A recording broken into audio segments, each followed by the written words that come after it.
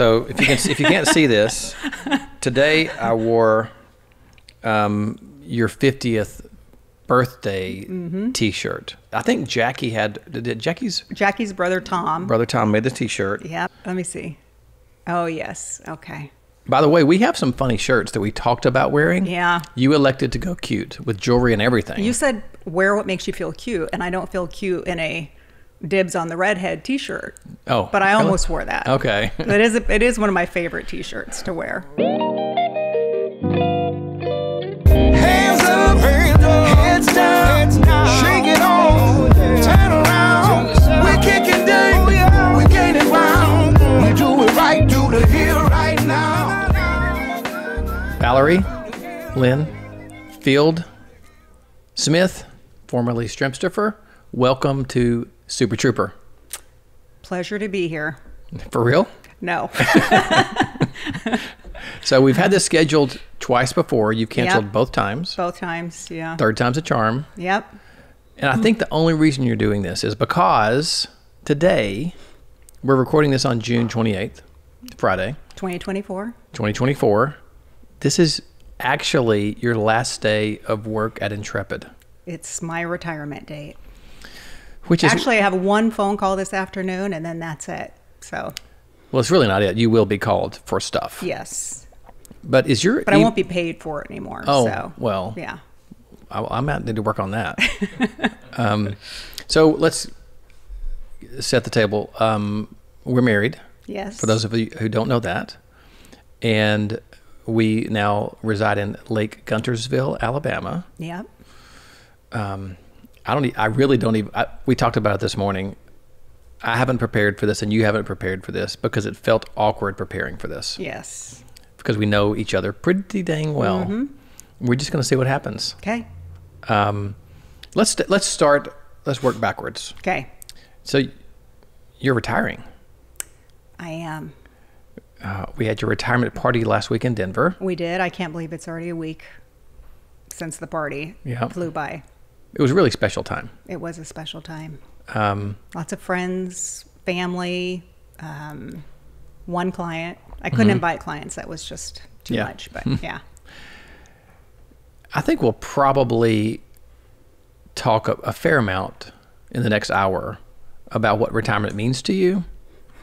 And I'm going to try to not have any input or influence on this about what I feel, because we've obviously talked about it. How are you feeling right now? I get this question a lot. Marie actually slacked me last night and said, "How are you feeling?" It hasn't hit me yet, I don't think. Next week may hit me, but although it's a holiday weekend, but I've been working this week. I've been wrapping stuff up. I've had Zoom calls. I've had meetings. I get up every morning. I check my email. You and I talk about our day. So I think it hasn't quite hit me. Yeah. The only difference is when I'm putting stuff on my schedule, it's my Google Calendar now instead of my Outlook. Right. So I have to remember, I open it and I go, I have nothing that week, and then I have to move to my Google. Yeah. So to give the listeners or the viewers some context, you've been running Intrepid of Colorado for how long? Well, February 14th, 1999. Wow. So we were both, you were not 29 yet. You were 28. I was 28. Yeah, 28. Mm-hmm. Holy cow. I know. That's so many lifetimes. I know. All right. Well, we're going to talk about the history, obviously. But I wanted to give a context of kind of the emotionality around, who was I was talking to somebody about this. Matt Gardner with Patriot. We were talking about I don't think we'll have the same retirement party. You've been running the same company with a few of the same team members. Yep. Long-term relationships. Yep. In a city, the same spot. Mm-hmm. So there's so much history and work there. Right. Boy, where do I go with this? I actually had a client my one client that came to the party, who you met, Jerry.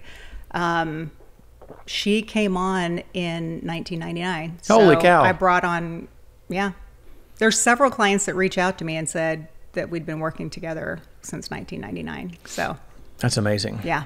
And of course, employees, Steph, I think it's almost 17 years. Several people that are at, 10 years. And so, yeah. What do you think you're going to miss the most? Absolutely my team. Yeah. Going into the office. I think I eased into this when people say how you feel. I think for me, it's much easier because I moved to Guntersville 2 years ago. So I wasn't in the office with everyone every day, the water cooler, how's everyone doing? I'd see their face every Thursday on the team meeting for Zoom. But otherwise, because I moved 2 years ago, I think that it was easing into it. Yeah. It would be much harder if I still lived in Denver and had to see them every day, and then all of a sudden I just wasn't going into the office. But I will miss them a lot. I mean, I talk to them every day through Slack. We Slack all day.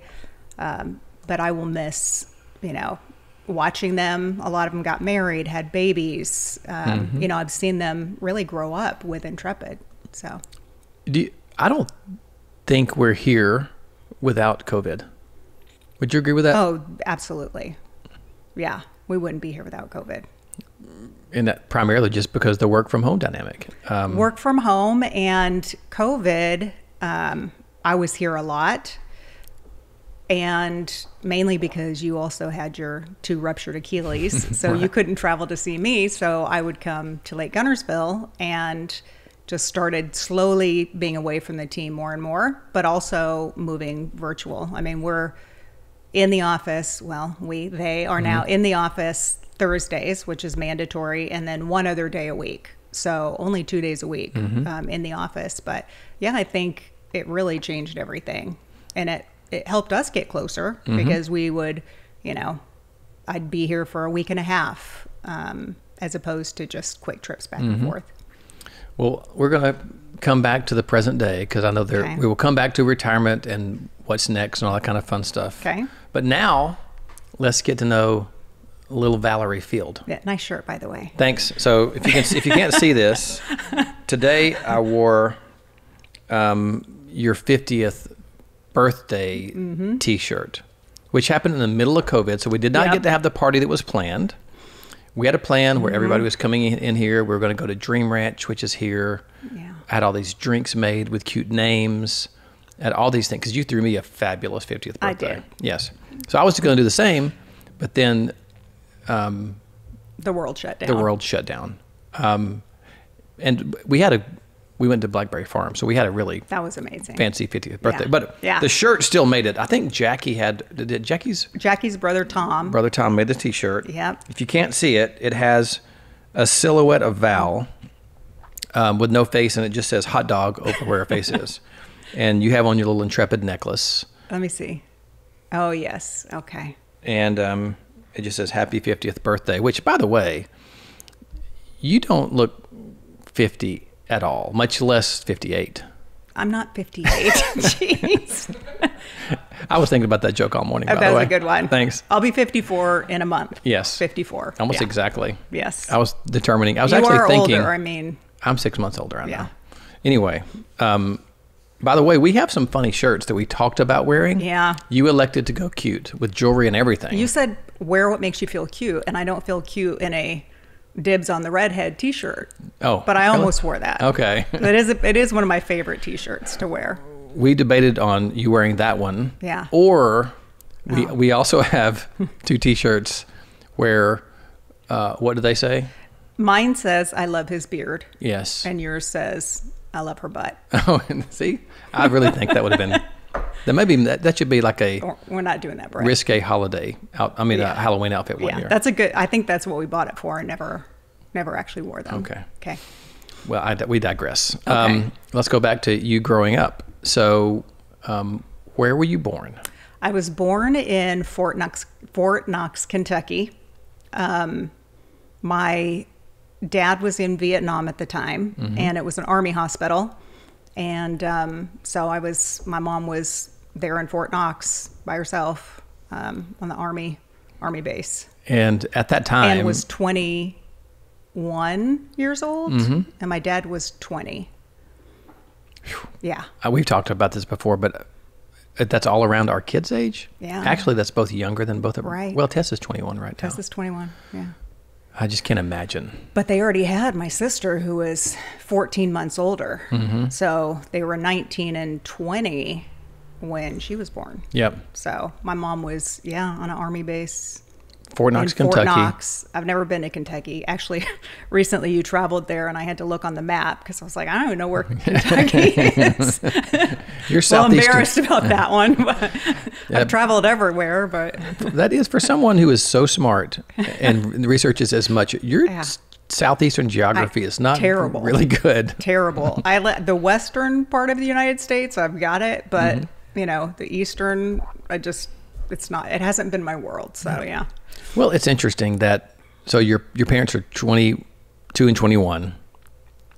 20 and 21. 20 and 21 at an Army base. Yeah. My dad was in Vietnam. That's just a reality. I don't think most of our listeners, even us, we can't grasp what that time was like. Right. Right. I think she was living after I was born, she moved to Oklahoma and lived with one of her sisters. She had 3 sisters to help take care of these 2 babies. Yeah. Yeah. And then when did you move to Albuquerque? So I have a horrible memory, and I'm not going to be able to completely answer all your questions, but I think I remember going to preschool and kindergarten. So I think I was like 3. Yeah. 3 when we moved to Albuquerque. But of course, that's the only memories I have is being there. So you grew up in Albuquerque? Yes, 28. I lived there till I was 28, till I moved to Denver. Albuquerque and New Mexico are a little bit like Alabama in that you just don't go there unless you have a real good reason. People do. People love Santa Fe. Well, they love there are people in the West that go there. Yes. People east of the Mississippi. All right. Like, I don't even think before you I knew of it. Britt, do you know anybody from New Mexico? I've been to New Mexico. No. Why have you been? Why did you? Oh, we had a cabin. We had a cabin in Angel Fire. When was this? growing How up. old were you? This was 2011. Okay. See? I still don't But I think do many have people to go say, there. when I was growing up, we took a lot of vacations, and we would meet people, and we'd say, we're from New Mexico, and they'd say, oh, can you drink the water there? I'd say, yeah. Like, after a while, I got used to it. I'm like, it's not Mexico, it's New Mexico. It's one of the states in the United States. Right. And but there were a lot of people, especially my age growing up, they just did not understand. I would go to church camp in Oklahoma every summer, and nobody there had ever heard of New Mexico. Yeah, it is So a little bit like Alabama, Yeah. except you do have Santa Fe and Roswell. So we have aliens, yeah. By the way, can I give a gratuitous plug to the skit we did with you, our Between True Firms skit? Because I made some of the funniest jokes ever, and it was this was in the COVID era, plus George Floyd, plus people were getting canceled a lot. Yeah. And I got some unnecessary. canceled. I didn't get canceled. I got complained against. I don't know if you've done one since then. Yeah. Oh yeah, we did several Okay. more after that. Okay. I just. All right. Let's not hash that all up I again. want to say that the one joke I made was I deserved criticism for it. The second one I made about your Mexican heritage was funny, and I should not have gotten criticism about that one. No. If you want to watch, That was just funny. it was funny. If you want to watch that episode, let us know. Yeah. It's out there somewhere. I don't think we scrubbed it from the interwebs. It's on there. Okay. It's out there. So, growing up in Albuquerque. Well, let's start this. I ask this Yes. question a lot. Okay. Elementary school, Yes. Valerie. First of all, when you were a young kid, did they call you Valerie or Val? What did people call you? Val was, I don't know, Valerie, I guess. My friends called me Val. Yeah. I couldn't say my R's, so I was Valerie. Little Valerie Field. I had to go through speech therapy all through kindergarten, first, second grade. Really? And then I got my R's down. Yeah. Was it Valley? Were you ever have nicknames? Valerie. Not really. High school, I was Val, my pal. Yes. Yeah. That's a long one. So, Little Val. Yes. elementary school. Yes. You know, most of our memories go back to like 7, 8, 9, 10. What were you like? I have memories of being little. I when I was younger had selective mutism, so I did not speak at all.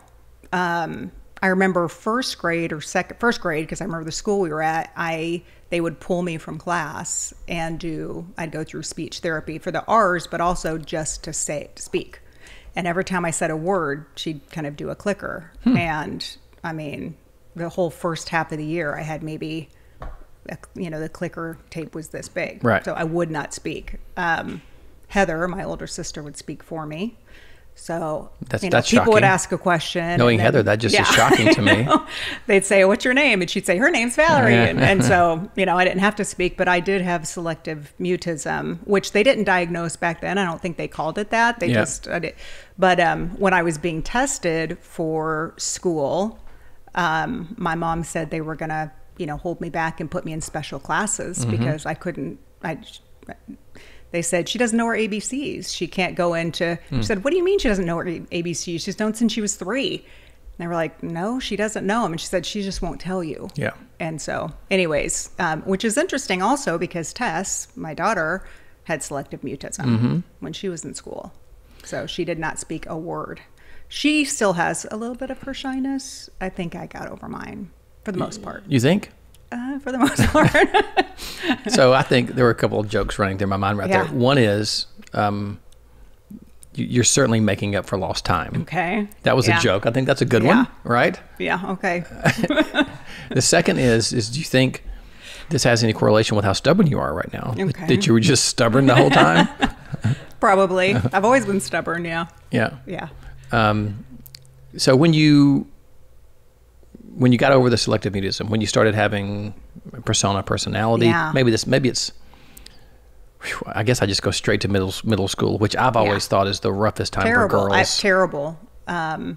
Elementary school, I don't remember much. Yeah. Middle school, when I was in 6th grade, I hated middle school. I hated it. I would call my mom. There's a payphone right by the doors, and I would go to the payphone after my first class and call her and say, come pick me up. And she would say, I can't come pick you up. And at first she would. And then she said, I can't pick you up. And then I'd go to the counselor's office and they told my mom, quit answering. Like, just don't answer or hang up, which she said was horrible. That's tough as a parent. But I would call every day. And so then I would just go eat lunch in the counseling office because I didn't want to go to the big cafeteria because it was overwhelming. So yeah, I remember 6th grade. It was bad. And then I made friends and then I was fine. Yeah. So, but most of my friends were outside of school. So church, my mom, we went to church all the time. Wednesday nights, Sunday nights, Sundays. So most of my friends were there and not at school. And then, I ran in a track team, called the Tumbleweeds. Oh, that's cute. That sounds like that should be a TV show on the Tumbleweeds. Well, my sister and I were not happy because it was the uncool team in town. The cool team was the Duke City Dashers. Oh. Yeah. But rivalry. I know. But my dad wanted us to run with the Tumbleweeds because they were kind of the underdogs, cheap. Our uniforms were terrible. Like, he's like, no Duke City Dashers. They're like, I don't know. We just were not allowed to do that. So my friends were there and not at school. But then I made friends at school. So well, it's interesting that your mom, being a Southern Baptist in Albuquerque, going to church Wednesday night, Sunday night, is preparing you for this Southern life you have now. It was crazy. Everyone was Catholic. So in my high school, I think 70% of the kids were Hispanic and went to Catholic, were Catholic. And I would go to Mass with them and I loved it. And then my mom, I think she found the one Southern Baptist church in town. There were a few, but yes, I was in a different world than most of my friends in Albuquerque. Yep, that's almost Matrix-like, because that is a very Brit laugh, because we both grew up in the South, which is you go to church Wednesday night. Yeah. Sunday everyone was night. like, what are you doing? I'm like, going to church. Did you go to Vacation Bible School? Oh, yeah, absolutely. Yeah. Vacation Bible School. And I mean, it was really foreign to my friends why I would be going to church on Wednesday night and missions work. And, you know, I was always at nursing homes or somewhere else. Did you like RAs and GAs? Oh, my mom headed up. I can't believe you even know what GAs is. I don't think we've talked about this. I'm from Alabama. Okay, girl. well, no one knew what GAs was. Right. And my mom was the director at our church of GAs. And so heavily involved. I had my sash and I had my scepter and a crown and like the whole thing. And people thought it was the weirdest thing ever. Yeah. And even the fact that you know what that is shocking to me. Well, I mean, but I guess it's a Baptist thing. I Right? taught Sunday school for 5 years. Yeah. So Me in a too. very small Yeah. Hayden First Baptist Church. Yeah. By the way, I talked to our friend Danny today. Oh, good. We have a friend who is just had pretty major surgery. Turned out not to be colon cancer, but Danny lives in Hayden, we went to church together. Yeah. So yeah, I was deeply involved in church Yeah. at different times in my life. Yeah. Well, I did not end up going to Southern Baptist churches. I ended, like, after high school, I then kind of moved to United Methodist and other, but yeah. So awkward 6th grade, maturing into 7th grade, getting friends, Yep, 8th grade. Got friends. So let's talk about, yeah. well, when did your mom and dad get divorced? High school. And when did he become a partner in Big J Enterprises? Roughly. This is where my memory, Well, we I just don't need know. So I timeline. remember him, my dad's a CPA. He was auditing banks when I was younger. And then he went to work for a commercial real estate firm, I believe. That's what they did. He's kind of moved over to the CFO world. And then his best friend, Gary Johnson, he owned a company called Big J Enterprises, started it on his own independently with his ex-wife, Dee. She's since passed away. But so they started it, and then my dad, it grew so quickly because they got the contract it was a mechanical contracting business, and they got the Intel deal, and to help with their facilities. And we all know what happened with Intel and the chips and in the 90s, and it grew rapidly. And my dad came in to help him with Big J Enterprises. I don't know when that was. I think that might have been when I was in early high school, maybe. Yeah. Just get a timeline between, was he already working there when they were divorced? Yes. Yeah. So probably middle school he went to work there. Again, my Yeah. memory, but probably. Yeah. So we're going to, this is going to be confusing for listeners, so I'm Okay. going to make this a little clearer. So your dad was good friends and business partners with Gary Johnson. Yes. Who later became the governor of New Mexico and a presidential candidate. Yeah, he's run twice. Yeah. Yep. But they were business partners first. They were best friends first. Yeah. So they were friends. My dad is an ultra athlete, and so is Gary. So they were ultra runners, climbers, would go all over the world, really, climbing mountains and biking, triathlons. They, Ironman, the original Ironman when it was in, Kona. And so they were extreme athletes, and they did everything together. I mean, snowboarding, motorcycles, everything. And then they became business partners. Right. And then they sold Big J when I think it was around when I moved to Colorado.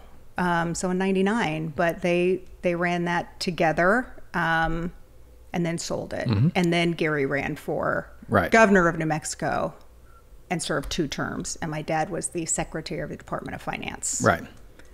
I'm going to get to this stuff. Okay. I'm just doing the timeline in my head. Yep. So, by the way, one of the best pictures I've ever seen hanging in a garage is in your dad's garage. Yeah. There's a picture of 2 men at a summit somewhere. They have climbed somewhere. Yep. And they're at the peak. Yeah. And they're in their hiking stuff. Hiking and they're boots. looking at this beautiful horizon. With their arms. With their arms are, buddy around each other, and they have no pants on. Yeah. Just they're naked except their boots, I think. Their butt cheeks are just and you shining. cannot tell who's who No. because they have the exact same little skinny bodies. Right. Yeah. And that's Ian Carey. Yeah. And so I want to, and then remind me, they got divorced when you were... Between my sophomore and junior year. So in high school. High school. So let's talk about high school, Val. Yeah. What were you like? And you can even give us a progression if you want. Right. But I don't remember a ton, but I didn't love high school. Mm-hmm. I didn't love school, period. Yeah. But freshman year, I ran track and cross country. So that was I enjoyed that. I'd already been working, so I've been, had various jobs since I was, I think, 14. But freshman year, ran track and cross country, stopped my sophomore year, made straight A's freshman, sophomore year. I always liked, I was a pleaser, so always wanted to make straight A's. And then my parents got divorced, and for my junior year, they had built a new school, a new high school. And so there you went to whatever school was in your district. And when my parents got divorced, I lived with my mom, all three of us. That was part of the divorce there's a younger decision. You have two sisters. My older sister, and then I have a little sister, Kat, who is 6 years younger. Mm-hmm. And so we lived with my mom, but she kicked me out. Came home one night, and everything I owned was in garbage bags in the front. And she says she was just trying to scare me because I'd been late getting home the night before, but I put the bags in my car and said, peace. And I called my dad, and he said, come on. And so I moved in with him, and he lived in a different district. So my junior year, I had to go to this new high school where really my friends were not there. And so I went from a 4.0 GPA to like a 1.3. And it was a miserable year. And so my dad moved and bought a condo back in the old school district. So my senior year, I could go back to that high school. Right. So, and then I, straight A's again, because I was very studious and, I mean, you were studious, but you were a little rebellious. I was. That's why my mom kicked me out. Right. Yeah. Yeah. Like when did you start? It was mainly getting home after curfew. Right.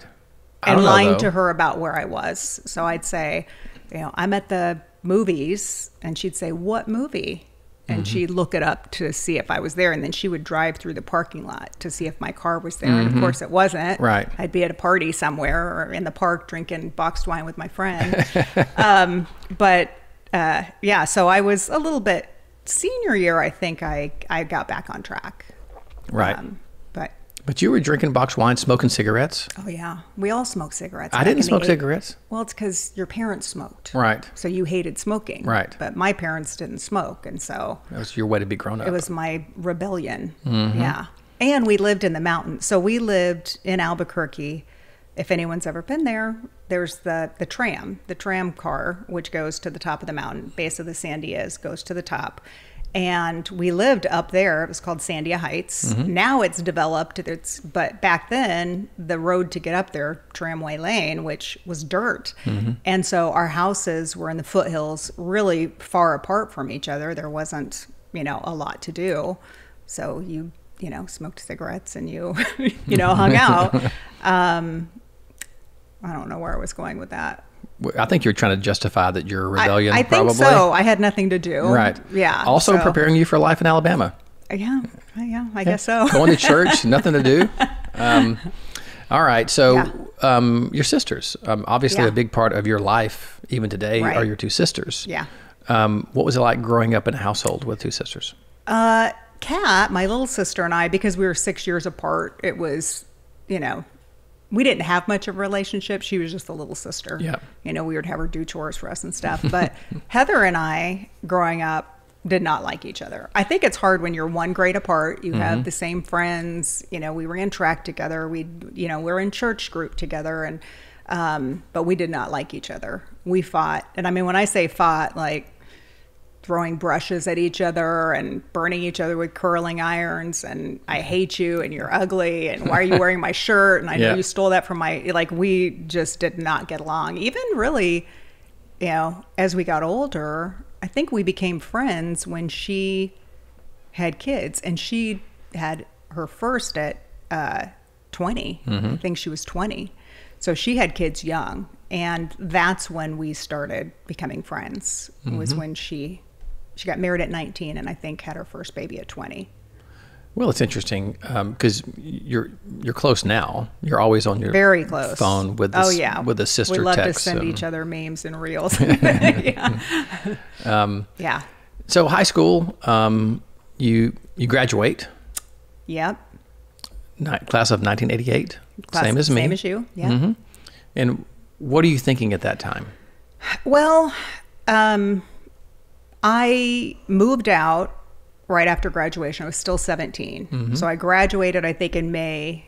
And 2 weeks later, I got an apartment. My dad signed for it. So I was living on my own at 17. Really, I turned 18 a couple months later. So kind of independent young, you know, sleeping on a piece of foam on the floor. But I loved it. I didn't care if there were roaches or whatever. I loved being, you know, by myself. And I wasn't ready for college for sure. It wasn't even in my mind. I was doing a lot of mountain biking at the time. My dad and I would do, you know, races together. His was more road bike. We would do like the 100 milers on Red River, Brett, and Angel Fire. And I loved it. And I just wanted to just chill and work and hang out. And I thought, I'll take a year off. I'll kind of get my feet, you know, under me and get a good job, and then I'll go to college. And I just kept working, and I had, I think, 3 jobs at the time. I working for a department store, doing some bookkeeping for them. My dad ended up getting remarried, and she still is, even in her 70s, a general surgeon that specializes in breast disease. And I worked for her, went to work at night, and I would do HCFA claims. You know, back then you had to send the claims in and then call and, you know, where's our money, Blue Cross Blue Shield. So I think I had 3 jobs for years. And would just, you know, ride my mountain bike and have fun, do a little bit of racing. I wasn't ready. You weren't ready. I was smoking cigarettes. The funny thing is, back then we would go to these bike races, and it was at the time it was called Norba. I think it was Northwestern, I don't remember what it stood for. Anyways, Norba was like the biking association that you would join and do their point series. North America Off-Road Bicycling Association. And we would race, and then we'd get done and we'd sit out at our cars and smoke cigarettes. And like, it was just a different world back then. We weren't healthy. Yep. And then all of a sudden, my friends from high school were talking about graduating from college. I was like, oh my God, I didn't go to college. Like, I guess it's time for me to go to college. And that's when I went to UNM, University of New Mexico. What age was this? I was 20. And I went into the admissions office and said, I want to go to college. And I was very blessed because my grandmother had 13 grandkids, and she said she would pay for college for all 13 of us. So I didn't have to worry about financial aid or anything. But I went in and I said, I'm ready to go. And they said, you don't have enough credits. You didn't take Spanish. So I had to then pivot and go to a technical vocational school in town and take English and Spanish. I did that, and then I went back and said, okay, I've got these credits, now I'm ready. And they said, okay, but we're going to put you on probation because we're not sure if you're ready. And so you have to maintain a B average, and you have to meet with a counselor every week. And after my first year at UNM, of course, I had straight A's because I was 21 at the time, and I was dedicated. And they said, we're taking you off probation, you're good. So, you know what that makes me think of? How can I put you on probation for things? Shouldn't we be able to? No, let me just say, this is a bad idea, because if we're able to put spousal probation, I would be on probation a lot more. A lot, all the time. I would be on probation a all lot. All the time. Actually, though, mine would be for minor offenses. I mean, mine would be for offenses like... No, you would have fewer. We'd have way fewer. Yeah. But we got a siren coming by. I don't know if it'll pick it up. Mine would be for things like forgetting my keys for the 50th time, or not noticing things, or leaving something open. Yeah. Like yours is a lack of detail. Yes. A lack of awareness of Yeah. things. Mhm. Yeah. Yeah, you would just be on probation when you yelled at me. Yeah. Well, I'm late sometimes. You are late sometimes, but Yeah. I've grown to like accept that. Yeah. Do you know this is true? We're deviating, but this is what we do on this podcast. One of the things that Jesse Itzler, one of our speakers, has said that, well, something he and Sarah Blakely do is the things that kind of drive them crazy about the other person. They had this saying, they're like, God love her or God love him. Yeah. And it's endearing to them. And I've always thought, I actually asked him that Yeah. at one of our events, and he kind of deflected a little bit. But I thought, what a good lesson. Like, you were 15 minutes late this morning to this podcast. I mean, it's not, but I was like. But see, you knew it because when you left the house, I was like, just getting out of the shower. Well, this is what, and Britt can testify to that. Sorry, Britt. I spent time at the coffee shop. I came over here, we talked. Yeah. I was just like, she's going to be late. I mean, you know what I mean? Yeah. And if it's, I mean, being married is, being in any relationship, there are challenges. And I just think that is, if people would embrace that, I mean, the fact that I don't have attention to detail or some things that I do that might drive you crazy. Yeah. As long as they're not significant things, to be able to be like, God love him, you know? Well, I mean, I do giggle, and you do have like air tags now on things to find them. You just do things for me. Yeah. Yeah. I just think it's funny when you say, do you know where my keys are, before you even look for them. So it's just like, you'd rather just ask me right away than even have to go. Like, Well, this is, I think, a characteristic of successful people. I think I know deep down, like I've already done the math, the physics, the geometry in my head, that it's just faster for me to ask you than to look, because I don't know where they when are we're really. both standing in the kitchen, you say, are the dishes in the dishwasher clean or dirty? Right. Like, open that door and you can actually see. But do you realize that that's like 7 seconds that I know. don't have to? I know. It does make me giggle. I mean, it's the same. Yeah. Okay. Well, I'm sure we're going to have more of these moments as we go through this next 45 minutes or so. Okay. So you had your wild years, 18 to 20, 18 to 21. You Went to mountain college. bike. Yep. You actually had a sponsor at one time. A little bit. So you were really like, I loved it. Competitively mountain biking. I loved it. It was in the 80s. Like, there weren't a lot of female mountain bike racers. Yeah. And then, but now you're at UNM, University of New Mexico, and you passed your probationary period. Yep. You know what? Let me ask you this. This is just because it's in the moment, and we just talked about this last night. So last night we went over to our new boathouse. Yes. And we were sitting out on our new furniture on the new boathouse. Yep. And we did something that you have to endure a lot. I was telling you about a podcast I'd listened to, was trying to exactly say what I took out of it, and I couldn't. And I was like, let's just listen to it. Yeah. I don't think you really wanted to, but you endured it. Yeah. This is something that struck me. It was a podcast the author Robert Greene was on. He was being interviewed. And someone asked him about, of all the books that he's written, which is the Mastery, 48 Laws of Power, and some of those, was there a constant thread he's pulling at? Yeah. And I was trying to articulate that. And basically what he said was, he thinks it's getting to the essence of who you are is what he's really talking about. Reality. Yeah. Yeah. Like, because we perform and we learn to perform more and more and more in life. Right. When I'm listening to you tell your story right now, and I know it anyway, but I'm hearing it in a different way, there are some things that are consistent about who you are. And this is in the moment, so I haven't thought about this, but the fact that when you were in a comfortable situation, you made all A's, right? When you like, even now, you like to research things. You like to know. You are, I believe, a rule follower at heart, I think. Oh, absolutely. I think that's rule follower. What he called what. So he had a good analogy. He said, when we're born, we have an essence. We have our DNA and our software that is ours, and we're coded a certain way. But then we let all these external things, parents, friends, TV, Lord knows now social media, but all these things influence us to start performing in a certain way. And I do think it's really interesting to look back at someone's life like we're doing now and saying, what is your code? You know, like what is the Val Field code that makes you who you are?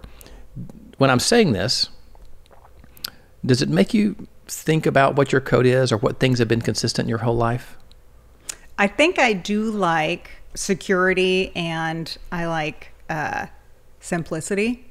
As you know, I like to know what's coming, how it's going to happen. I don't like surprises. I'm the opposite of a pack rat, right? So I throw everything out. I'm a minimalist. If I haven't worn something in 6 months, it's gone. So I like simplicity.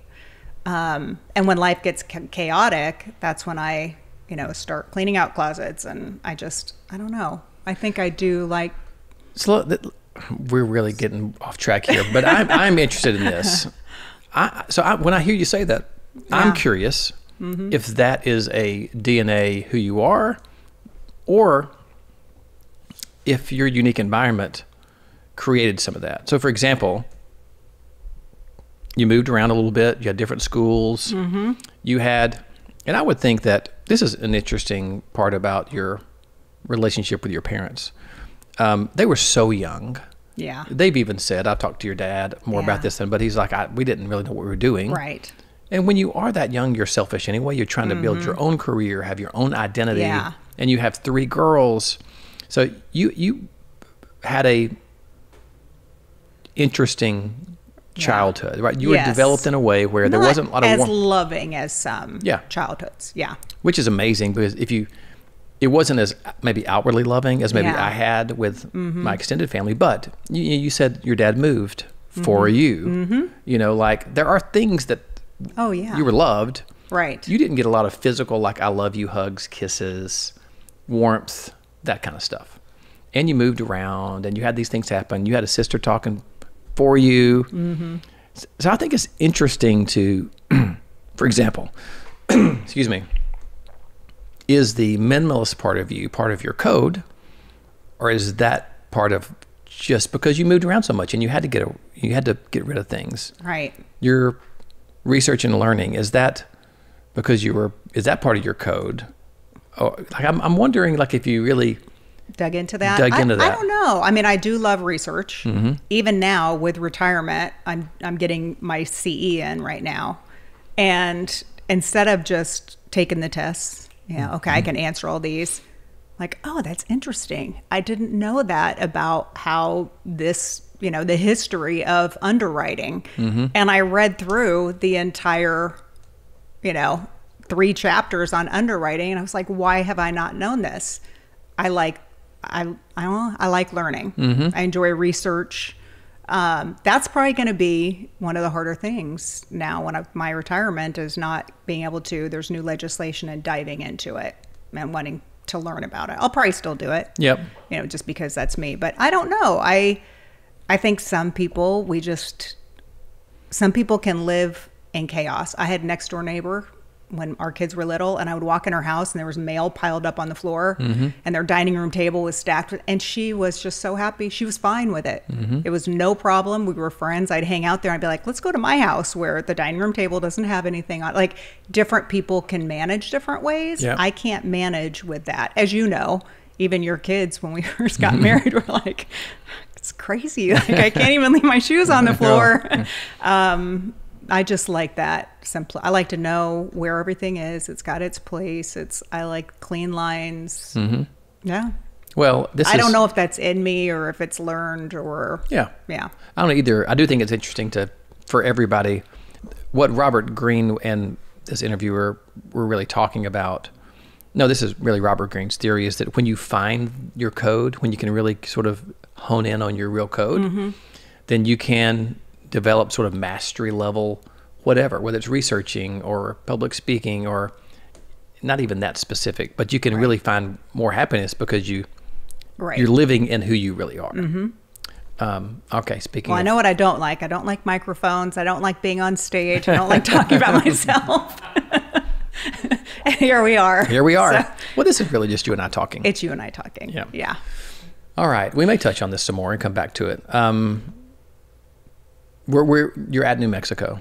Yep. Took me 5 years to graduate. Because you were what Working. jobs did you have while you were in college? And I switched majors a couple times, but I was working for that department store. It was a local department store, luxury department store that then built on an outdoor mall, which you see a lot of now, but back then it was pretty unique. And they had a restaurant and other little shops. And I would, after the weekends, this was a really popular restaurant. I would, go through and count all the tips and the cash, and I would go deliver rent checks to the different stores. I started doing side gigs for some of them. One of them was a lingerie store, but she worked with women who had mastectomies and needed, prostheses and undergarments, and I would send the HCFA forms in for her because she didn't know how to do the claim forms, and I was also doing that for my stepmom.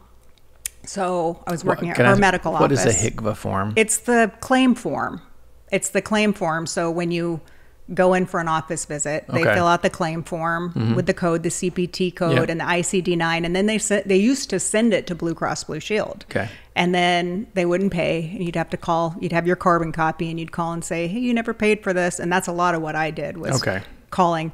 But then that was the year, actually my senior year of college was when they moved to an electronic system. So also part of what I was doing was helping do the analysis on what kind of electronic system are we going to move to.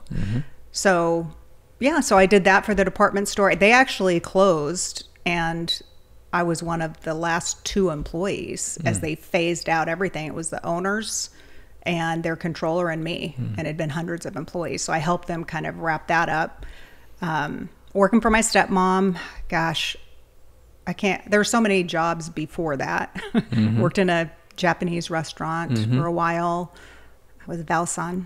But that's what I really did all through college. And then switched from, I was an English major, realized I hated that, switched to accounting, liked it but didn't love it, and then switched to finance, and I loved finance. And that's what I ended up getting my BBA in finance with a econ minor. Right. So what year did you graduate college? 96. So 26 years old, or 25. Yeah, because you have a later birthday. Yep. And what was your first job out of college? So I've had 2 jobs since I graduated from college. Okay. So that By the way, I'm saying these things like I don't know it. I know. Okay. Okay. So I wasn't sure what I wanted to do. I actually wanted to work on Wall Street, and my dad said, just get a job locally. And he had a friend who owned a TPA. Third-party administrator. And it was local. He was actually a partner in it. And they had around 100 employees, but all they did was they did self-funded health plans, large self-funded health plans, and they do Section 125 POP documents, that sort of thing. And I went and interviewed there. It was interesting. I got the job, well, I think because of my finance background, but also my dad had set me up with the interview. But I had worked for a short time.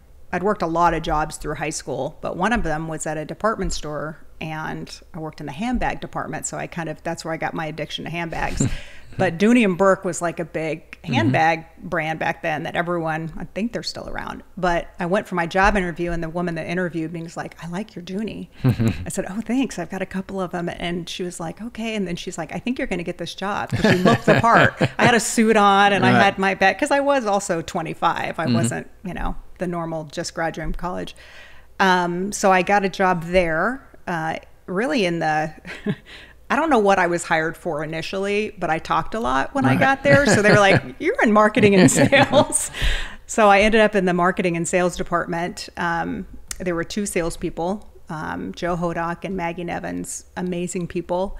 And I learned under them. So I was hired there. I went home that night and called my dad and said, thanks for the lead. I think I'm going to get it. And he said, what would it be? And I said, I don't know. It's something about, health plans. And I didn't know.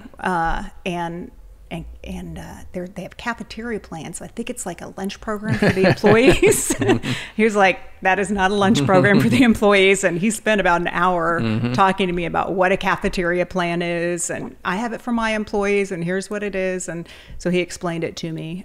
So that was my first job out of college, was at the TPA. And I was really kind of a sales and marketing assistant. So I did pop documents. I went out and met with employers and talked about what a FSA plan was, and they hired us for administration.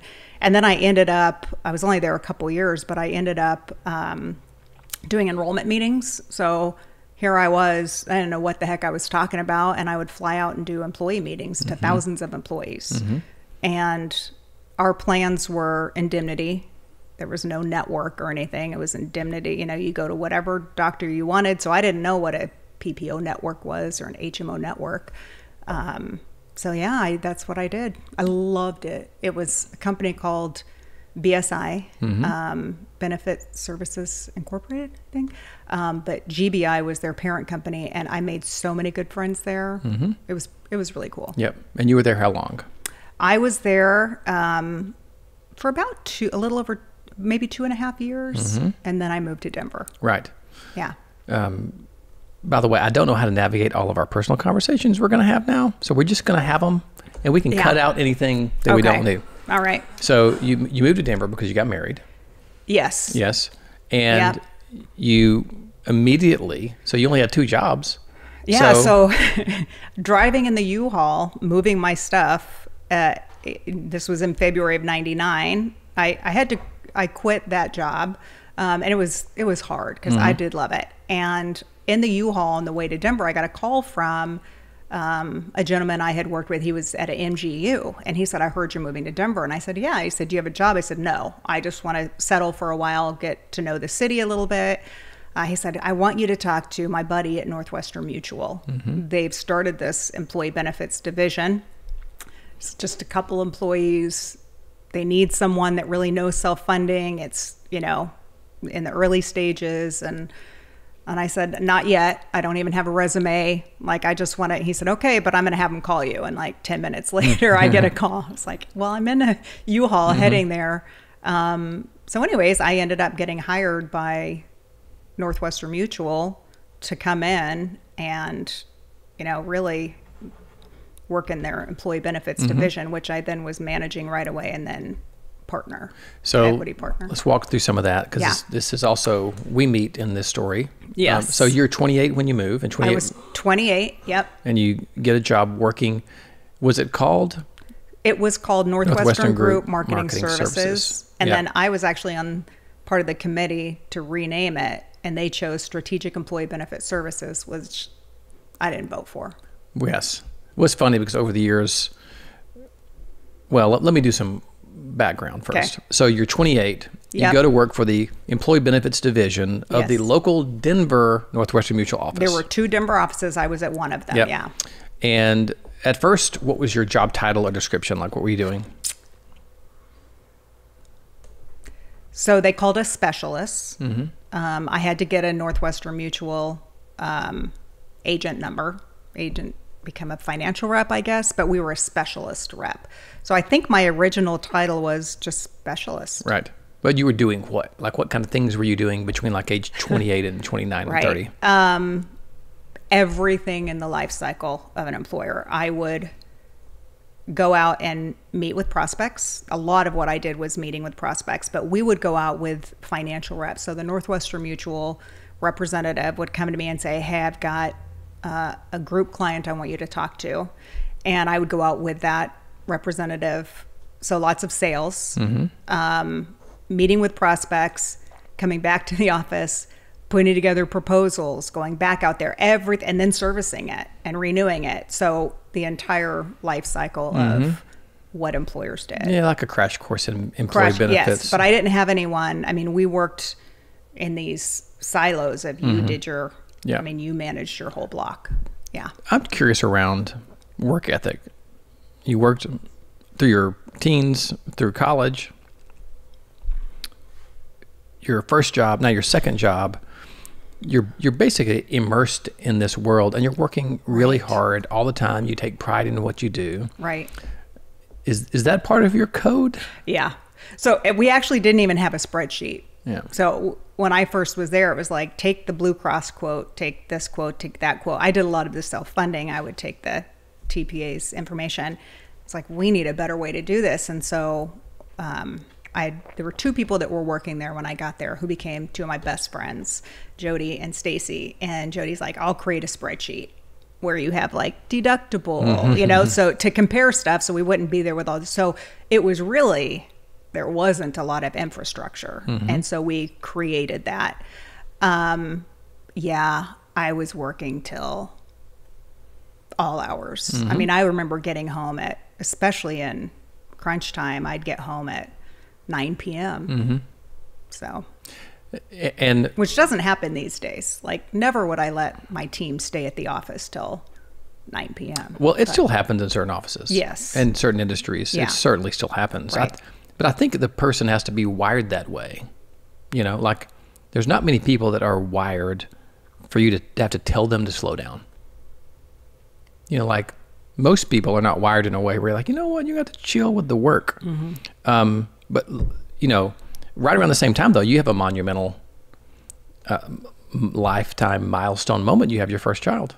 Yes. So when was Jack born? So Jack was born in January of 2001. Let's be specific. January 23rd. You guys share a birthday. Because we share a birthday. Yes. Yeah. Yeah. A fellow Aquarius.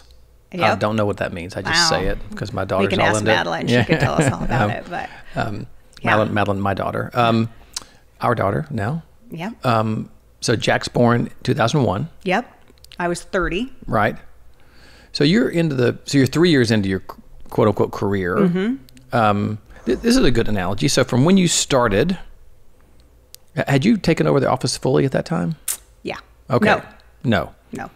I'm getting ahead of the story because at one point I was managing the team. Right. Which was a small team. Right. But you had a quote boss that was a specialist.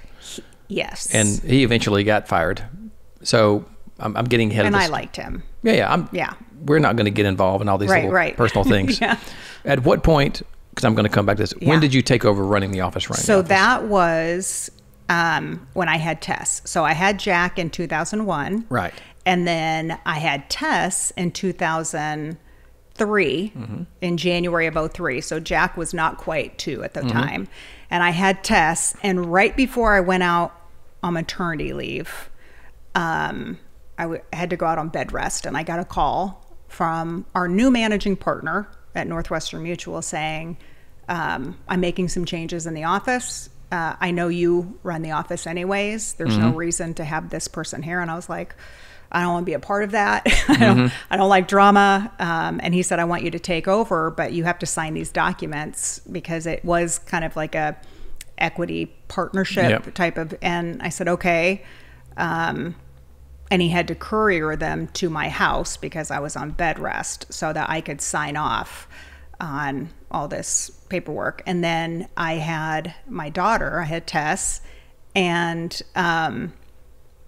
right afterwards, groups started leaving because they were going with, the other specialist. And so then there was some legal stuff involved, and can he take clients? And so I actually went back to work when she was only 4 weeks old so that I could go back and manage and get the office in order. So really it was February of 2003 when I took over. And she was, I think, 4 weeks old. When she was 8 weeks old is when I flew to Northwestern Mutual's home office for my official kind of training, which I'd already had because I already worked there for a few years. And sat down at a big table my first day, and I was still nursing. And I sat next to Liz Freyer and John Monahan and Eric Serrano and Randy Peters. And we had this training class, and it was funny. Liz and I bonded right away because she'd already been there for, 4 years, 5 years, and I'd been there for a couple years. So we knew more than Barb and Carrie, who were Right. doing the class, who, you know, Barb and Carrie at Northwestern Mutual. I love them. They're still good friends. But Liz and I immediately bonded because we were like, actually, that's not how that works. And Right. actually, yeah. So we're going to get into this because Liz and John are still besties, you know, really close friends. Yes. And a lot of these people are still in our lives. Yep. Let's talk about this because a working mother, Yes. an executive working mother, Yeah. from the very beginning, you have worked a lot, and you were the sole income earner. You know, for a long time, you and your ex-husband decided that you were going to work and he was going to stay at home with the kids, kind of reverse the traditional norms. Right. And it created an interesting dynamic for a lot of reasons over the 18 years or so, 15 years. Right. As you're actually building a business. Right. Because you grew that business. Yeah. I mean, It took off. it took off, right? Yeah. And it's really been remarkable what you did with Intrepid. We got to get to the transition to Intrepid story too, but talk about when you look back now about your commitment to work, building a career, Right. plus being a mom. Yeah. When you look back around at that time, what do you think?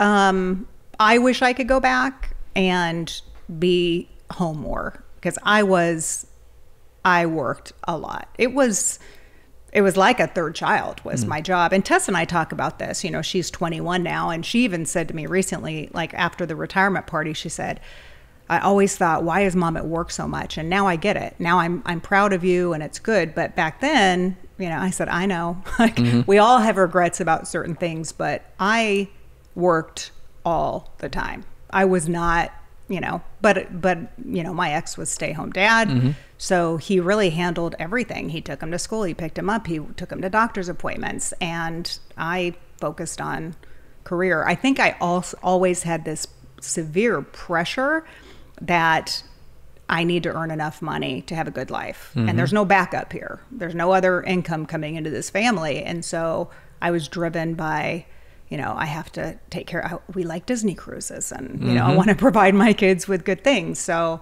I would say I worked too much. Yep. For sure. I think a lot of people say that later in life is I worked too much and I was also a saver. I did not like debt. My dad always taught me, like, don't buy a car if you can't afford it. So I would, you know, I did not like debt. So still don't. Still don't. That's still ingrained in me. But if you can't afford a car, don't buy a car. Well, everyone has car payments. You know, I was a little extreme. But so, yeah, I worked a lot. Going back to our conversation around our environment versus our code, our software that we run off of, your adolescence where you had a dad who became a CPA, started a business. He worked all the time, and he worked out all the time. As an ultra athlete, you know, he still is a very driven, focused guy. Yes. Super smart. You had a mom that was a stay-at-home mom that did those things. Yep. It's he wasn't around much at all. Yeah. Yeah. And so it's interesting around how all those things help make up our personalities and work. Right. I don't think there's so I think the same thing. Even though I was a pretty present dad, I still wish I would have said no to more stuff. Yep. A lot of business trips. Yeah. And, yeah. I don't think that's... Yeah. The only reason I'm really saying these things out loud is because I think there's a bunch of young parents in our network that listen to these things. Yeah. I think you continually have to hear, like, prioritize your kids over the business trip. Yep. Listen, we have to do some things. Yeah. Yeah. But you don't get those moments back. Right. Yeah. My kids were always on a roll. So they always walked across the stage every year. And it was at the exact same time that we had like a big meeting. This was a big Northwestern, and I was always a speaker, or I helped organize, or I was on the committee or something, and I missed it. Like, how could I not be there when my kids walk across the stage, you know, for the honor society? And that, I was like, God, that was just stupid. I should have been there. Yeah. But they've forgiven me. Well, We're all good. Yeah. the dynamic of, like, your dad loves you, Oh, yeah. right? Yeah. But there were times in your life Right. where his absence was very pronounced. Yeah. Right? Your kids know that you love them, but there were times when you were absent. Yeah. Interestingly enough, I was mentioned our friend Danny from Hayden earlier in this conversation, who's overcoming a serious surgery. So we were talking about our kids, and one of his kids is kind of going through this, getting out of school. What do I want to do in life? I have a relationship. There's kind of this pivotal point in one of his kids' lives, and he's going to talk to him soon, and was really talking to me about what he was going to talk to him about. And he's like, I know he probably won't take me up on it. But anyway, I'm rambling around this. What I said was, when our kids are our age, which this is the longest of long game, because that's what love is. It's like sacrifice without any expectation. I think your children are going to say, golly, Dad he loved us so much, and he tried so hard. I hope I can be as good a dad as he was. Right. Or I hope I am as good a father as he was. Right. And I think that, if I just look at you particularly, I think when Tess is 50 years old and looking back, she's going to say, wow, look at the sacrifice and all the little things that we irritate them, even because we want to help them so much. Right. And I think about that more and more as we get older. It's like, even with Madeline, our oldest, she's even saying more of those things now where she understands. But I think when they're 50, they're going to be like, oh, yeah. I get it. Yeah. Okay, so. She's already telling me that. She's only 21. And one of the reasons that retirement's going to be great is because I can spend more time with her. Right? Like, take her on little trips, go down and visit her, If she has grandkids, I'll follow her wherever she is. I will find you. I will find you. Yeah. Okay, let me try to jump back in the timeline, because Okay. now you've got two babies. Two babies. Obsessed with work. Yep. And you're growing the business. Growing the business. So let me jump to this. What year did you purchase Intrepid from Northwestern Mutual? January of 2014. It's really when a lot of healthcare reform hit, and people thought it was crazy. They said the day that healthcare reform, a lot of it kicks in, you're buying the agency, you guys are going to be out of business. But I knew it wasn't. But you ran it from around 99. No, that when you were appointed chief specialist, that was 05. I kind of ran it since the beginning, but yeah. No, 3. 03. So 03 to 14. Yeah. All right. So you got a solid 11 years of you're really running the business as the primary decision maker. Yep. And the way our deals were, by the way, for the audience, I was in a similar position in Alabama, which is, we're going to get to our meeting. But the way these things worked is we really ran the entire operation. Yeah. But we kind of had to go to the local managing partner, Northwestern Mutual, and get approval for big stuff. Certain things, yeah. But we ran the business. We ran the business, but they handled the financials and the payroll and all that stuff that I didn't really think about at the time. So you've got 11 years of a decade of learning and growing and all that kind of fun stuff. Then, long story short, the ACA happened in 09, maybe, and then 10. And then we had this crazy 4 years of transition. Filtering transition. Yeah. And in that time, Northwestern Mutual basically decided, this is not our core business, employee benefits. We're a life insurance, disability insurance investment company. Why don't you guys get rid or divest yourself of the group departments? Right.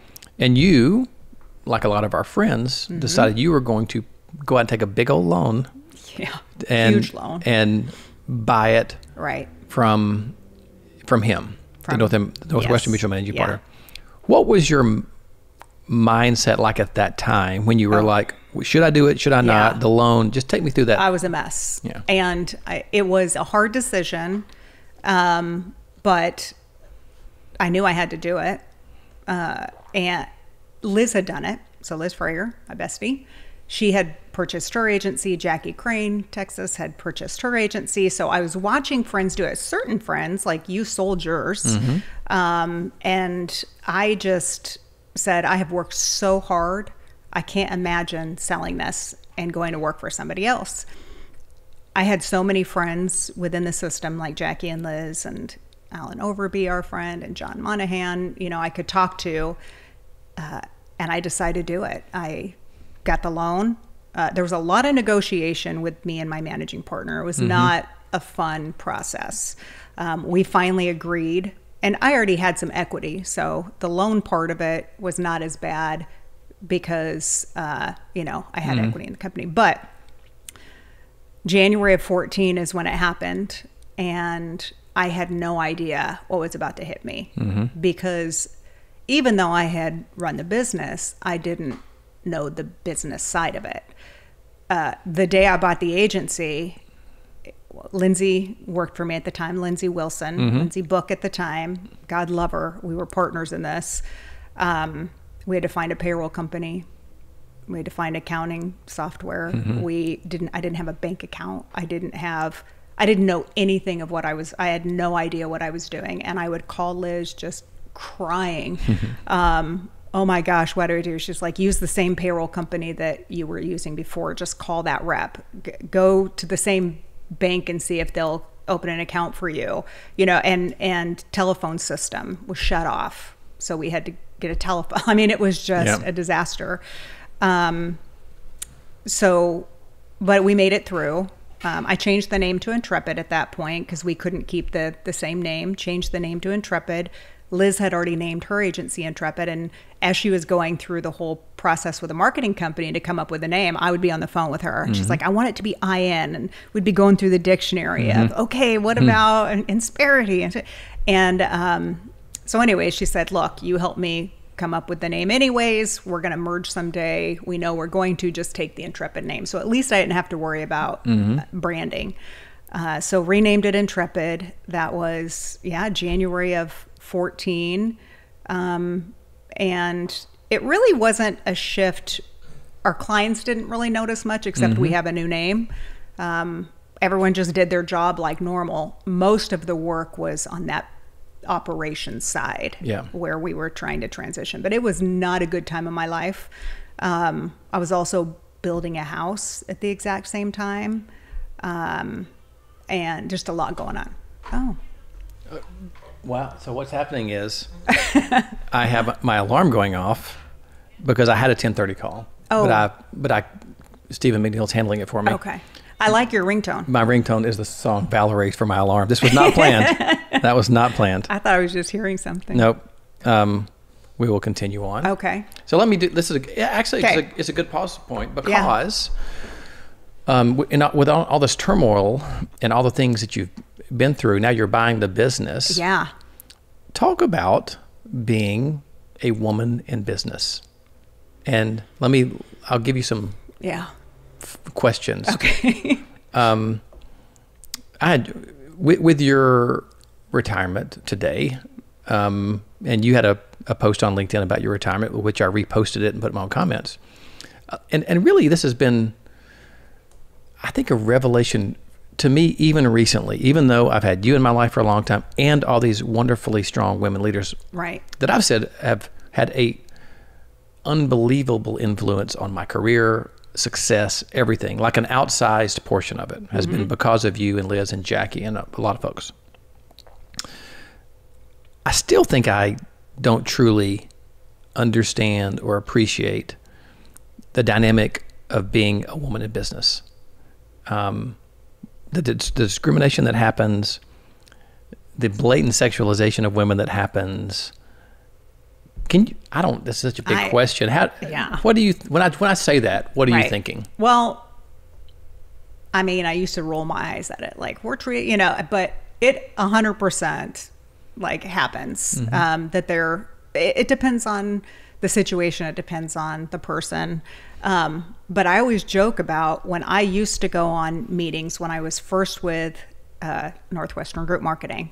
I would go out with the specialist at the time, and he was in his 60s and a male. And we would go on prospect appointments together, or we would go, to meet with clients, the self-funded ones. I would go out with him. And the client would look at him and ask the question, about stop loss, or what does this look at? And he would look at me and I would answer. I would answer the question. And then they'd look at him to ask the next question. And then he would look at me to answer and I would answer. And they never would pivoted to ask me. And I remember going home, that first time that happened, I said, it's the weirdest thing. Why wouldn't they just ask me? Obviously, I'm there as the expert. Right. And I just thought that was really strange. And I think it is different. I think that we have to, in certain industries, work harder, prove ourselves. Like when I was at Northwestern Mutual, I think there were, 190 to 100 financial reps, all male. And there would be maybe one at the time, one or two female reps. So I've always, worked around men. And absolutely, when I first got there and I would go out on appointments, I would have to shut people down. We'd be, driving somewhere and they would immediately start in on I was thinking about you yesterday or, whatever. And I'd have to shut them down, and I'm married but it happened more often than you realize. And even with clients, and I know that happens both ways, but I would be shocked that I was there as an expert helping you. And I'm married, you're married, and you're still, I don't know. I mean, it happens, I know, on both sides, but it was fairly common, especially when I was younger. Yeah. Well, you're still gorgeous, so it's still happening today. That's actually sexist for me to say that right now, too. Yeah. I just thought about this a lot recently. Again, I owe so much to the women in my life, work-wise, that I've thought about it more and more. And first of all, we know each other. I hate, I don't want to call it wokeism because then people look at me weird. I just don't like even the phrase unconscious bias. Right. To me, a long time, I'm just like, I don't want to hear that. Same. Because I know my heart. Yeah. And I know me and I know, but again, this gets to really know yourself. And I know that there are times in my life where I have had this unconscious bias to a woman being over emotional or that's just she's a girl or there are differences in sexes, no doubt, but we have these things and we don't even realize. And there are people listening who would absolutely refute this and say they do not do this, and 100% they do it. They will treat a woman different than a man because their whole life they've had these thoughts around that a woman is a little less than for whatever reason, or more this way or more that way. Are there instances where, like, when you say you have to work harder or you have to prove yourself, what's that like when you're talking to other women, like behind closed doors? What do you guys talk about that dynamic? Well, we talk about a lot. I mean, I'm just thinking of my spa trip, girlfriends. We're all in the business. And we talk about how we're not great negotiators. I mean, I think that's one of the big things is, maybe it's just my group of friends, but we are not the best at advocating for ourselves and negotiating things that we want and we need. Can I stop you right there to say two things? I want you to focus on one more. Okay. I don't think it's bad negotiating. I want to talk more about you not advocating for yourselves. Because I think that is more of something that is one of the most important things for this conversation. Negotiating is one thing. Right. Advocating for yourself, stick on that one. So why are you bad at advocating for yourself? I don't know. Or why is Liz bad? Or why is Jackie bad? Or why is have you read Lean In? Yeah. The whole book's about that. I think we just, I don't know. For me, I, for years, would try to cut off my emotion, right? So even talking to my daughter about it, she's like, Mom, my friends think you're harsh. She's had to work with me on, like we always joke about it. We'll walk into a store and they're like, can I help you with anything? I'm like, nope, I'm good. She's like, Mom, she'll coach me for next time. Here's how you say, she said, just a little flexion in your voice. And so I think for me, I've learned to be less emotional because of that. I'm getting better. I mean, definitely the last few years, but a little more, less emotional, hard, to the point, the facts. I definitely went that direction. But as far as the advocating for yourself, I think I don't know. I can't answer that one. You probably, well, I have ideas and theories. You watch us. I don't know why. I can tell you some things I see. So for example, with the last 8 years of running True, even now with our new enterprise, the Patriot Enterprise, a lot of times we'll say things like, hey, who is killing it in a certain, like we've got this right here, right now presentation format, or works for me, or whatever, things that we'll send out a request. What are you doing right now? Right. It's really working. Yeah. And we'll get in 8 responses, all males, about what they're doing well. Yeah. And I'll call you or Jackie or Liz or Jen Homer or Adrian Jansen, whoever, and I'll say, what are you guys doing right now that works? And you're like, I don't know. But I'll say, what about your compliance program? Or what about the culture? Or what about, well, this is what we're doing. And I'm like, okay, well, that is so top of the level best practice. I would like you to present on that. And then let's say 20 to 30% of these males that offer to present aren't really great at what they're doing. Well, there it is right there. They just, they're aggressive. They want to be on stage. Right. They want to advocate for themselves. And it's not simply testosterone. It's not as clear as the difference in biological sexes. There is something that is learned over time with these nuanced behaviors that drives that, you know what, I'm just going to do my work. Maybe, I'm just thinking about this, maybe you don't need approval as much. And so there's no like desperate seek of approval or notoriety. Right. Maybe that's part of it. And I'm just thinking through that. I bet you there's somebody right now that actually researched it. It's like, fools, I know exactly what's happening. But I think about that. Yeah. Well, think about this one time. What is your love language that we talked about? Quality time. What is mine? Words of affirmation. Do you know how many times that is the same thing for male and female? Yeah. I need validation. Yeah. Well, maybe that's it. Maybe there's some genetics in there. Yeah. But it is a thing where you're not as apt to raise your hand and say, I'm really good at this. Right. Because I think somebody else is better at it. So why would I be on stage talking about compliance when there's somebody else who's probably got a better program? Or, they say like when, in Lean In, and I read it, God, so many years ago, I can't completely remember. But the whole time I was reading, I was like, yes, that's me.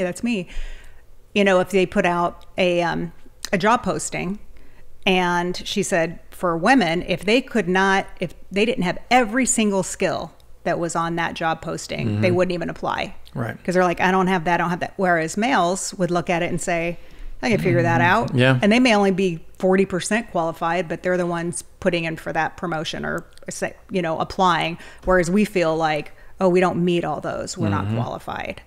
So, and that's 100% me. If it said you have to be an expert in Excel, but I was only proficient, I'd be like, well, I can't apply there. So I think that is a difference as well is, we just don't, I don't feel like I'm good enough to tell other people. However, I've kind of now known as what I've realized is our compliance program is probably one of the best in the True system.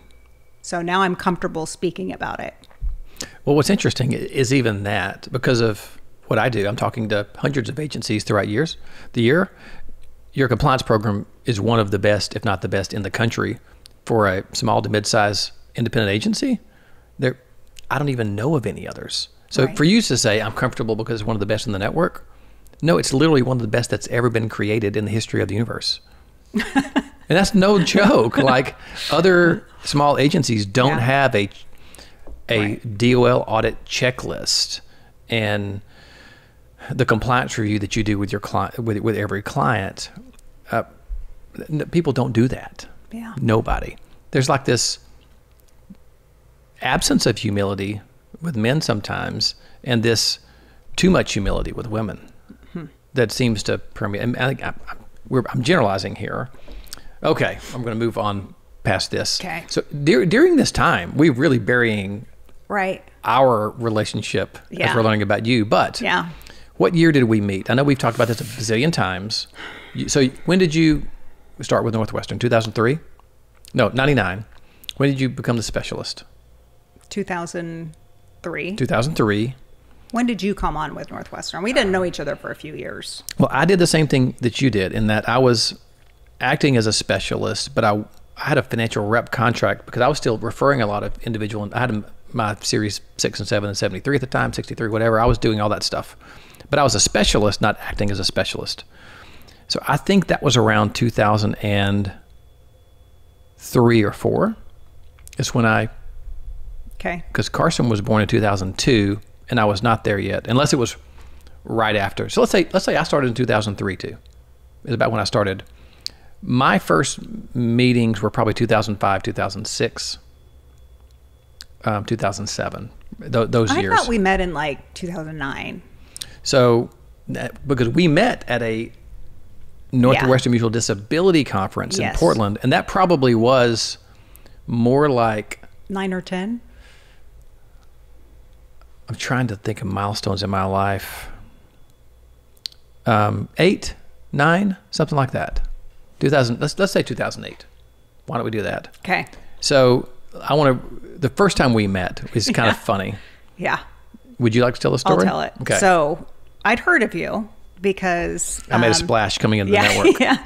Healthcare reform. It was between 10 and 14 because Brynell and my team, Brynell Dodge, I sent her to a couple Northwestern meetings because I was too busy. And I sent her to a couple meetings and she came back and said, hey, there's this new bald guy in the system from Alabama, and they don't really do health insurance because Blue Cross Blue Shield Alabama, as far as fully insured, doesn't work with brokers. So all they do is self-funded, disability, that sort of thing.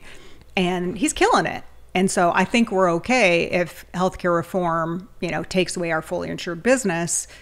I think we can pivot that way. And I said, who is he? And she said, yeah, he's in Alabama. And it's like, okay. And I talked to Liz. She's like, oh yeah, Scott, he's great. I was like, okay. So I went to group disability school because I was the group disability specialist for Northwestern Mutual, Portland, Oregon, which is where we went every year. And my flight was late. And I got there a little bit late, sat in the back row, which was not like me. I'm usually a front row person. And you were sitting there, and I sat next to you. And you looked over, and I think I said, hey, can you share your notes with me later? Because I missed the first part of the meeting. And you're like, yeah, I'll share the notes with you. I don't think you had a single note on your paper, probably. And then I said, can you give me your email address? And you said, we had said, I'm Val, I'm Scott. And then. Do you want me to tell the rest of the story? So I can vividly remember this because I think I'm hilarious. So you said, hey, what's your email address? And we were kind of whispering. Yeah. And I said, Scott. You wrote down Scott. I said, dot. I said, awesome. And you were like, what? I'm like, awesome. You said, spell that? And I said, AWE. And you're writing this down, SOME. And then it dawned on you what I was doing. You just kind of dropped my pen and looked at me. And that was literally the first conversation we ever had. Yep. I don't think we talked the rest of that meeting, probably. I don't think so either. Yeah. Because I don't think it was probably a year or two later because I think either I had missed a meeting or you had missed a meeting. Yeah. Because I can't even remember. I'm sure it was one of those Arizona meetings because we always went to the Westin Kierland. Yeah. Where we started meeting. And then I don't exactly remember how this happened either, but we ended up with a similar friend group. So we would meet, by the way, we're both married at this time, young kids. So John Monahan, we mentioned, Liz Frayer, Jackie. Jackie wasn't in it Jackie wasn't in it. Yeah. Carol Rappaport, Eric Serrano. We had a study group. But there were all these other people in our lives, Dan Campbell in New Jersey and Jen Homer and Dave Sokol and a lot of our friends. Dan Templin, Alakasura, mostly Dan at that time. I didn't really know them that well. Yeah. I'm going to leave people out. I hate to leave people out. Dave Shore. But I didn't hang out with a lot of people. Lisa Skamorn, Shelley Chornack. Yeah. There's a bunch of people that were in that group. I didn't really hang out with them back then. Well, I didn't hang out with them. They were just in our life. Right. So anyway, somehow a study group forms. Yep. I don't even remember how that happened. So unofficially, it was always me and Liz and John and Eric, because Right. we had been in the same class, and Randy Peters. We always kind of hung out. We'd meet up. And then it ended up that Carol kind of wanted to join our group. And I remember Liz saying, how do you feel about Scott being, let's kind of make this more official and actually have a study group and have Scott in it. I was like, okay. Like I was neutral. Did you really say okay? Because let's get it. I didn't like you. No, I said I'd rather not, but everyone seems to like Scott, so fine, he can be in. But he's not going to take it seriously, and because you were kind of this, more social chairman. Social chair, However, once you were in the study group, I did realize how smart you were. And you're the one who said, let's have a relationship with an attorney and let's, formalize this. And we came up with a name for our study group. Liz's vote was benefit designs by John. Do you remember that? There's a Facebook page. Yeah. And then Secrets. Private. And then we were called Secrets. And then it was Premier Consulting Network. We thought we were PCN. so cool. Yeah. So, but we did have some great relationships because of that. Yeah. So that study group formed. And that's when you and I got to know you. But we still, you still annoyed me a little bit at the meetings. And it became obvious after a while, and it became obvious that I could annoy you. Yeah. So the study group grew into, Jackie joined, right? Jackie joined, yep. And then, because it was then Carol Rappaport, Eric Kevin Serrano. O'Connor. Oh, Kevin O'Connor. Kevin joined. In the yep. Man, it was with One our Digital in besties. Boston. Yep. Love that guy. I know. That's someone who I felt I could call today and say I'm going to be in Boston, and he would say, yeah, let's, I love Kevin. just such a good dude. Yeah. So we had this formal study group. Yeah. It was really formal. I mean, PCN, we hired Peter Marathis. Peter Marathis was our first retainer agreement. Yeah. And then Matt Stiles, but he was at a different He was a firm. little later. Yep. And we did an employee navigator thing together, and we started hosting those compliance webinars. Yep. Oh yeah. We all started using some of the same systems. Yep. Yeah. It was Benergy and then Employee Navigator. Mm-hmm. Yeah. We did personality testing, and we also adopted the same hiring test for personalities. Yep. Which the famous one was, first of all, we had a study group meeting in Toronto. I'm guessing that is 100% because Liz planned it. Yeah, she wanted to. She planned it all our... It was the Toronto Film Festival week, too. They were filming Divergent. Some things never change. So we would have these study group meetings in these Boston, Toronto. Mm-hmm. We did personality tests to test out this system. And the person came over the line. We had a conference call with a personality testing company and said, so are Val and Scott in the room? We're like, yep. And they say, for example, they would kill each other if they worked together. They paired us up randomly, and you and I were paired. Mm-hmm. And really, we were so opposite. She said, I don't even know if you guys could work together. Right. Because you're, it just would not work well. Yeah. Which is probably why I frustrated you so much. Yeah. So I'm trying to get timelines of years. I'm guessing, when did you buy?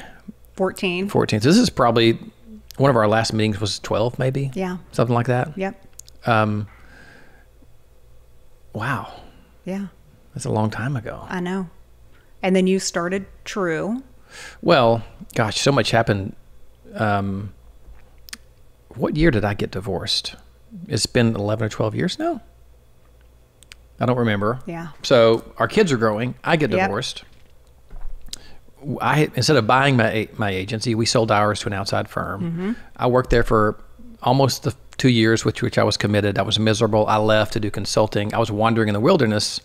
And then really you and Liz and Jackie were instrumental around giving me the idea to start True. I made it my own thing, but it wasn't like my original idea. I did not be like, oh, you know what? Right. I had this idea Yeah. for a company. It came out of our original study group core saying we miss collaboration.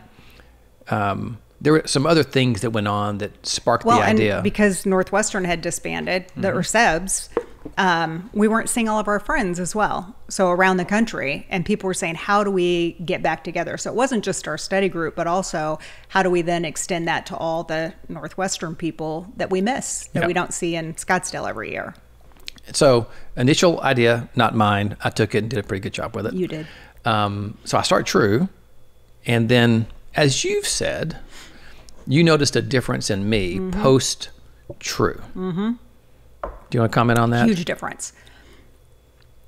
I think because before you were always kind of working for someone and you were always in sales, but you never seemed really dedicated and driven to, excel in what you were doing. So, for example, you'd be like, hey, Liz and I would be on the phone with you about something. You're like, yeah, I went home and took a nap.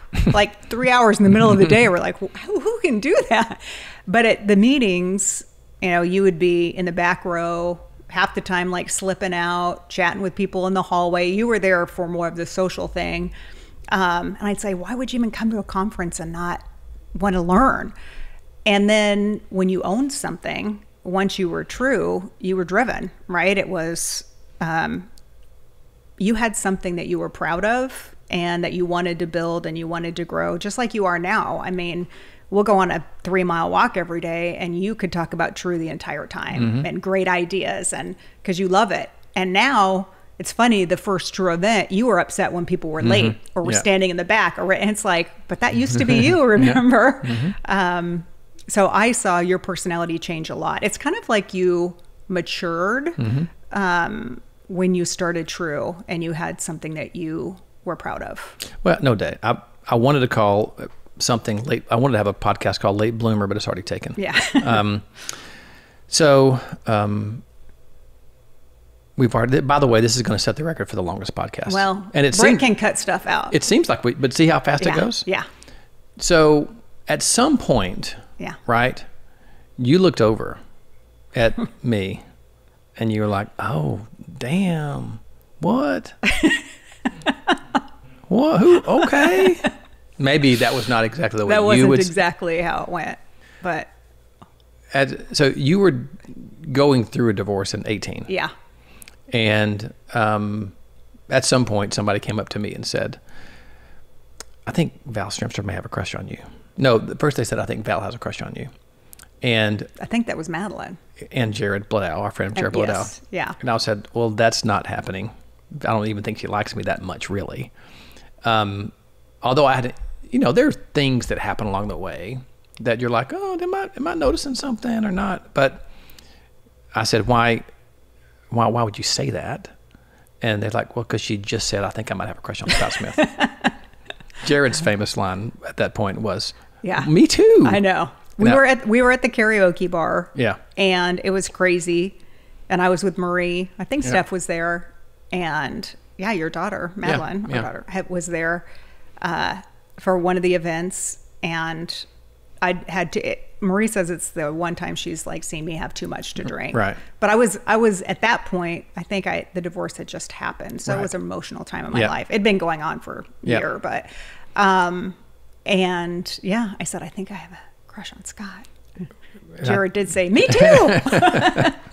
Yeah, but I didn't know Madeline was in ear range at that point. Well, I think we need to clarify this for Jared's sake, because when we say that, I think it sounds like Jared really had a crush on me. He was just being more like, I like Scott. He's dynamic on stage. True's wonderful. Who doesn't? He was being funny. I don't know, Jared.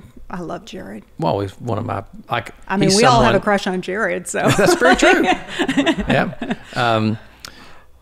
So then I took fully advantage of that, and later on asked you out. Yes. I asked. But we didn't see each other very often, really. A couple times a year. Yeah. So maybe twice a year. Is there a time? I don't know if you could even pinpoint this, but what I asked a lot of people on the podcast is, when's the moment you looked at your spouse and you were like, but that's people who been married for 25 years and you're going back to high school. Yeah. We'd known each other for so long. So I'm going to ask you a question a different way. Yeah. When were you like, oh, this is real? What, like, because I think this is like we're already in a relationship for a while. Is there a time when you're like, oh, this might be like for real? I mean, it had to have been one of the times where I had to fly home. Like we were seeing each other, and I don't remember exactly when, but it was probably an event because that's the only time we really saw each other. And I had to leave and go home, and you had to go home here. And I think that's when it was like, but I want to be with him more. Yeah. Like I don't want to go back to Denver and he go back to Alabama. Right. Like we got to figure this out. And that's when we started kind of, you know, I think making trips to see each other outside of meetings. Yeah.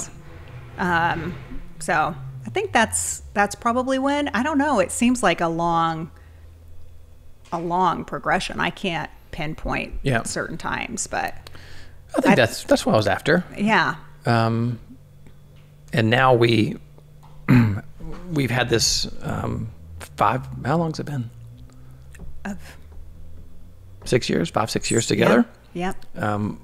We've been married now a year and 3 months. 2 months, yeah. Our kids, 40 kids together. Yep. They all love each other. Yep. And I mean, really love each other, Yes. which is We just had a week together in Florida. beyond heartwarming. Right. To have all of them, like all of them, and accept all of them. Yep. And now we're embarking on this new journey with your retirement. Yeah. So I'm coming back full circle here. We're back to like today. Right. We're building a house. Yeah. We've got about 6 months left on that project. Hopefully. And then another year of getting settled. I'm just curious if you, I'm going to go back to the same question I asked you in the beginning. Like, Okay. after this 2 hours we've had together, how long have we been talking, Britt? An hour and 45 minutes? Are we good on batteries and everything? I know it. He was changing out that one while we were talking. Geez. How are you feeling?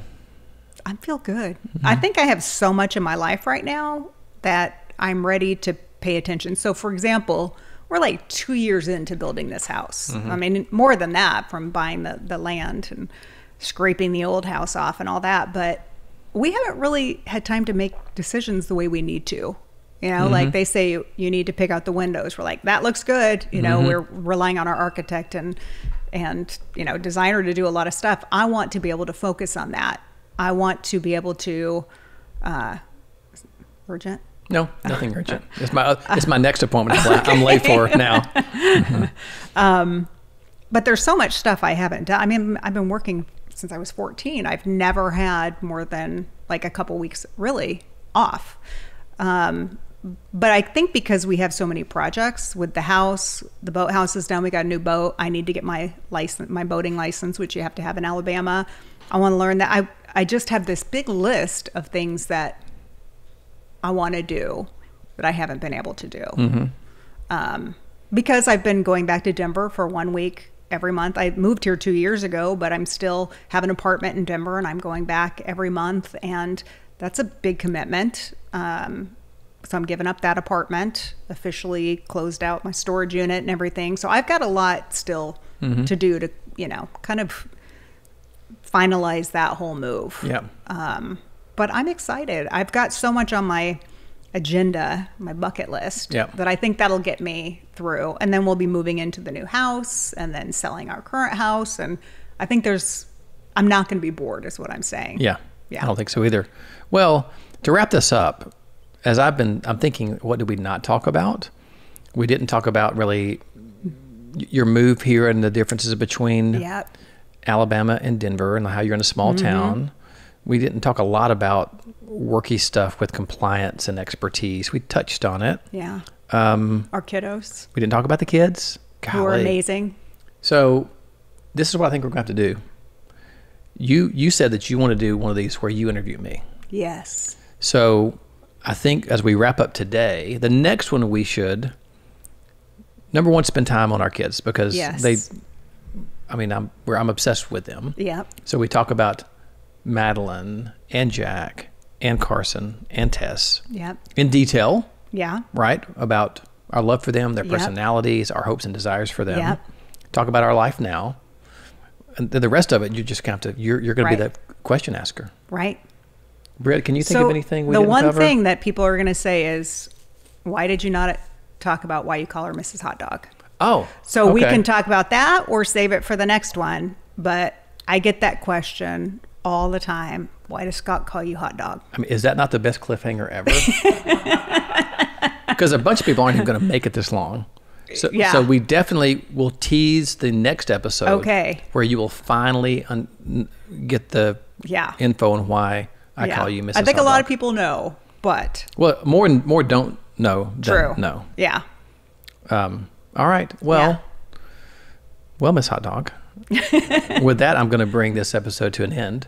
Okay. And this will be the only time that later on tonight I'm going to make out with a guest. All right. All right. Cheers. Cheers. Love you. Love you too.